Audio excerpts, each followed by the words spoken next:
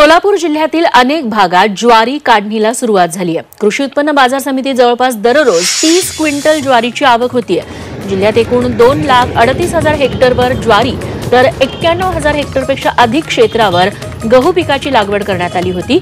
जिल्ह्यातील शेतांमध्ये रब्बी पिकांची नेमकी काय परिस्थिती आहे याचा आढावा घेतलाय आमचे प्रतिनिधी अभिषेक आदेप्पा यांनी। गतवर्षी सरासरीच्या तुलनेत सोलापूर जिल्ह्यात हा चांगल्या पद्धतीचा पाऊस झालेला आहे। त्याच्यामुळे रब्बी पिकं जी आहेत ती जोमात आल्याचं आपल्याला पाहायला मिळते। सोलापूर जिल्ह्यामध्ये विशेषतः गहू असेल, ज्वारी असेल, तूर असेल अशी महत्त्वाची पिके ही घेतली जातात। आणि आता जवळपास जी ज्वारीची पेरणी जिल्हाभरात करण्यात आली होती ती आपण जर पाहायला गेलं तर 2,38,000 हेक्टरवर करण्यात आली होती।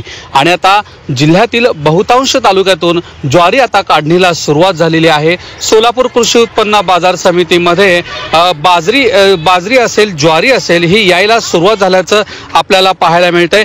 एकंदरीत यंदाच्या वर्षी पिकं ही जोमात आल्यामुळं आवक देखील वाढल्याचं चित्र पाहायला मिळतंय। मात्र शेतकऱ्यांना अद्याप समाधानकारक हा भाव मिळत नाही। त्याच्यामुळं आता जेव्हा पूर्ण बाजरी, गहू त्याच्यानंतर ज्वारी जेव्हा बाजार समितीत जाईल तेव्हा चांगला भाव मिळावा इतकी माफक अपेक्षा शेतकरी राजाकडून व्यक्त केली जाते। कॅमेरामॅन अनिल कांबळेसह अभिषेक आदेप्पा, झी24 तास, सोलापूर। इकडे पुण्याच्या खेड तालुक्यात कांद्याला विक्रमी बाजारभाव मिळालाय, त्यामुळे कांदा उत्पादक लखपती झालाय। शेतकरी संतोष कड यांना 7 एकरात 25 लाख रुपयांचं उत्पन्न मिळालंय। गेल्या काही दिवसांपासून अवकाळी पाऊस, वातावरणातील बदलामुळे रोगराई आणि कवडीमोल भावामुळे शेतकरी हतबल झाला होता। मात्र यंदा कांद्याचा हंगाम शेतकऱ्यांसाठी पर्वणी ठरलाय। कांद्याला प्रति 10 किलोला 352 रुपयांचा बाजारभाव मिळतोय। आम्ही एकरी मागच्या वर्षी सुद्धा 250 पिशव्या काढल्या होत्या आणि या वर्षी 250 प्लस काढल्यात। एकरी 15 टन तरी उत्पन्न निघतंय कांद्याचं। पण तसं व्यवस्थापन पण आहे आमचं। आम्ही रोपं पण घरी तयार केली। रोपाला पावसाळ्यात आमची खडकाळ जमीन आहे, ते खडकाळ जमिनीचा वापर पुरेपूर केला।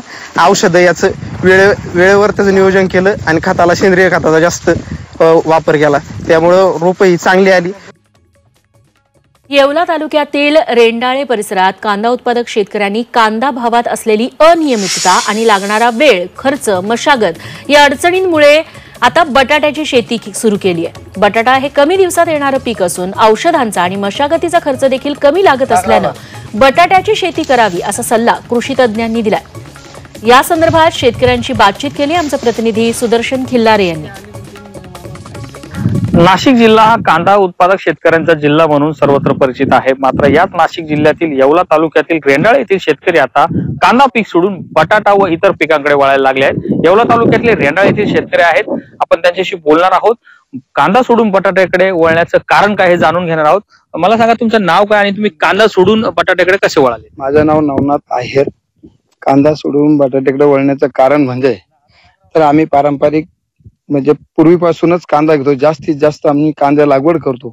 परंतु तो कांद्याचा खर्च आम्हाला काय आता परवडत नाही, कारण कांद्याला खूप काही प्रमाणामध्ये जास्त खर्च होतो आणि पाहिजे तसं पीक भेटत नाही।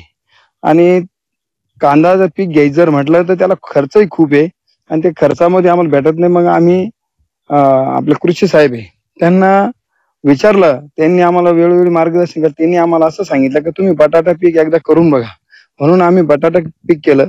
कांद्याचे बाजार कधी चढ उतार होत राहत्या, कधी 0 मध्ये जाते आणि कधी म्हणजे काही परवडत नाही कांदा पीक। आता बटाट्याकडे आपण वळू।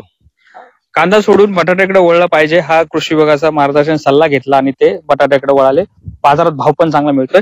कृषी विभागाच्या काय योजना आहेत, कसं मार्गदर्शन केलं या शेतकऱ्यांना तेही जाणून घेणार आहोत। काय काय योजना आहेत, कसं मार्गदर्शन केलं? हे बटाटा लागवड 70 ते 75 दिवसात निघत असल्याने एक कमी वेळामध्ये चांगलं उत्पन्न मिळतोय त्यांना।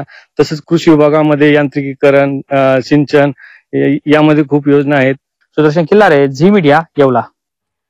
नाशिकमध्ये वातावरणातील बदलांमुळे द्राक्ष उत्पादनावरती विपरीत परिणाम झालाय। द्राक्ष निर्यातीत घट झाली आहे, त्यामुळे 100 ते 120 रुपये प्रति किलो दरानं द्राक्षांची विक्री होतीये।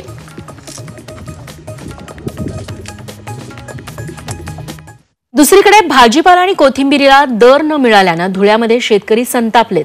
लागवड खर्चही निघत नसल्यानं शेतकऱ्यांनी कोथिंबीर जनावरांना खायला घातली। कष्टानं पिकवलेल्या पिकाला व्यापारी भाव देत नाही, त्यामुळे शेतकरी नाराज आहे।